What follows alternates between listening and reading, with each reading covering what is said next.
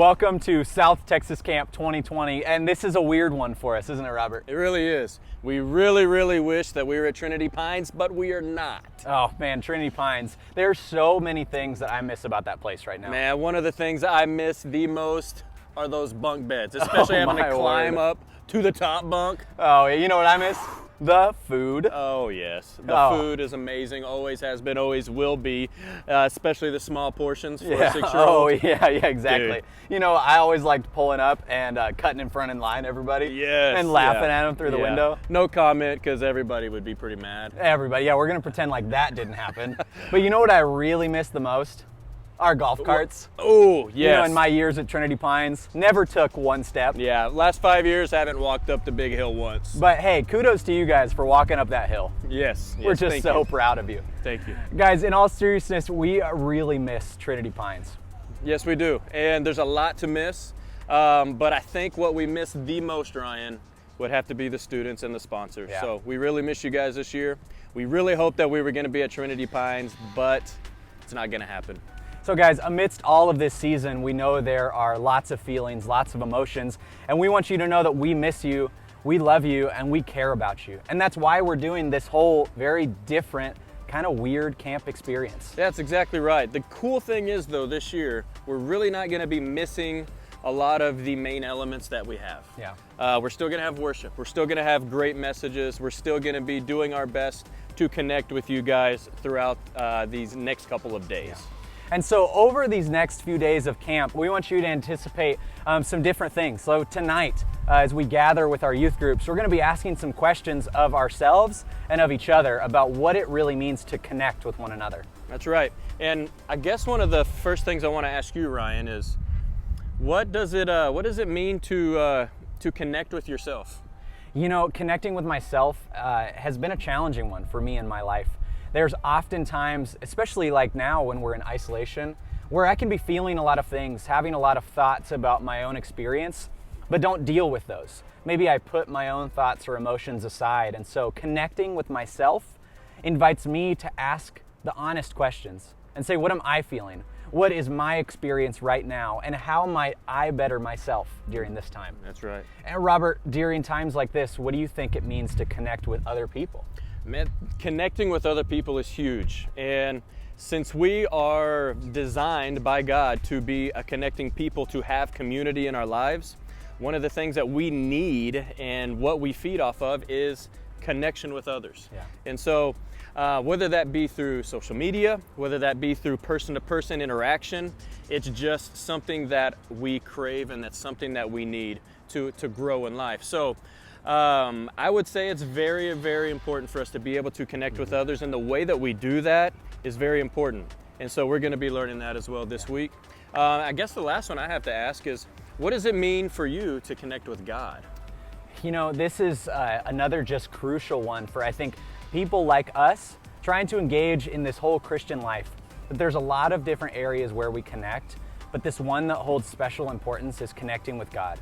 And so whether that looks like connecting with God through our time of reading scripture, our time of praying, our time of meditating or reflecting or fasting or different practices like that, connecting with God, however we might do it, becomes so crucial for us. For sure. And so during this whole camp experience, we've been saying the word connect a lot. I think a word that a lot of us have questioned. Maybe we've asked questions about what does it really mean to connect? How can I even connect? And so as we lead into a time of discussion tonight as youth groups, I'd ask this final question of you and I, Robert. Because we think it's so important to connect, that comes out of a place of us recognizing that sometimes we actually feel disconnected. Yeah. Robert, what was a time in your life where you felt disconnected? I would go back to junior high, and one of the times I felt very disconnected was there was a group of kids. They were all popular. All the girls liked them, of course, and I so badly, no, it wasn't me. No, not you. So badly wanted to be accepted. And there was such a big disconnect because, well, for one, we didn't necessarily like all the same things. We didn't have a lot in common. And I really just had to realize that that just wasn't my group. And so even though I felt that disconnect, it was actually really a blessing in disguise because I didn't need to be in that group anyway. But I do remember the feeling of being so disconnected and wanting to be a part of something so much, but not needing it. So what about you, Ryan? Has there been a time that you can think of that you really felt disconnected? Yeah, I mean, in a different note, I remember feeling very disconnected one time. I was at my house watching Netflix, like many of you may be right now. And I was sitting there and lightning was striking all different areas of the county around me. And I remember it hitting some power line and all the power in my house went out. And with that went the Wi-Fi, right? No internet, no moment where I was refreshing my phone over and over and nothing was happening. And in this moment, while it might be seemingly insignificant, I felt totally disconnected. Like I couldn't do anything. And in essence, that made me feel powerless. Yeah. And so I think for a lot of us in times like this, before we can even ask what it looks like to connect, which we're gonna have some awesome speakers over the next few days talk about those things, we've gotta ask ourselves first, why do we feel disconnected? What leads to that? Maybe it's a power outage. Maybe it's not feeling like you're enough. Right.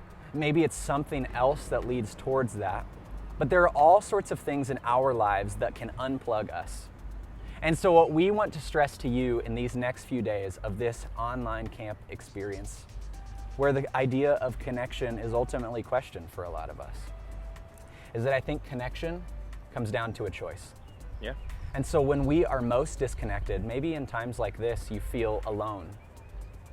That connection becomes an active choice for us as individuals. And so might you question over these next few days, how could I better connect with myself? How could I better connect with others? Maybe how could I better connect with God? Because what we find is that when we as people begin to engage in those ways, we become better people. We become more whole people. And we begin to experience what God has for us as individuals. And what I would like to say to each and every one of you tonight is that despite this pandemic and the way that it has thrown off the way the world works, that God is still at work. Amen. God is still moving and still wants to do things in the heart of South Texas, NYI. That's right. So go on this journey with us over the next couple of days. It's going to be a lot of fun. So, man, buckle up, Ryan. I guess that's pretty much all I have to say. Oh yeah, it's going to be fun. Buckle up, Buttercup, and hold on. We'll see you guys very soon. Hi, I'm Katie Tyner. I'm from Lake Houston Church, and right now I am just outside of the cafeteria at Trinity Pines.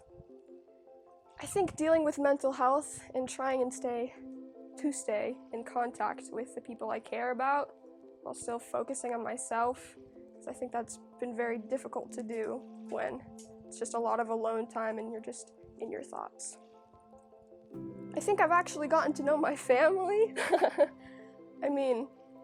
I think I pass by them on the way to school sometimes, but this has really given me the opportunity to just really understand who they are as people and get to know them individually.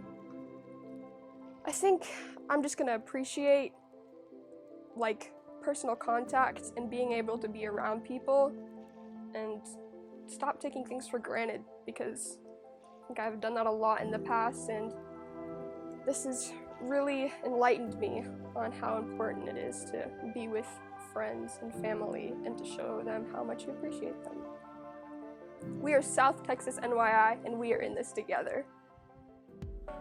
Wow, those student testimonies were so amazing. Thank you guys for the ways that you have been working this week. We are so excited to get to experience camp together with you guys this year. We know it's different, but we are still excited to get connected as we learn how to connect with ourselves, with others, and with God. We look forward to worshiping with you tomorrow night at 7 p.m. at stxnyi.online.church.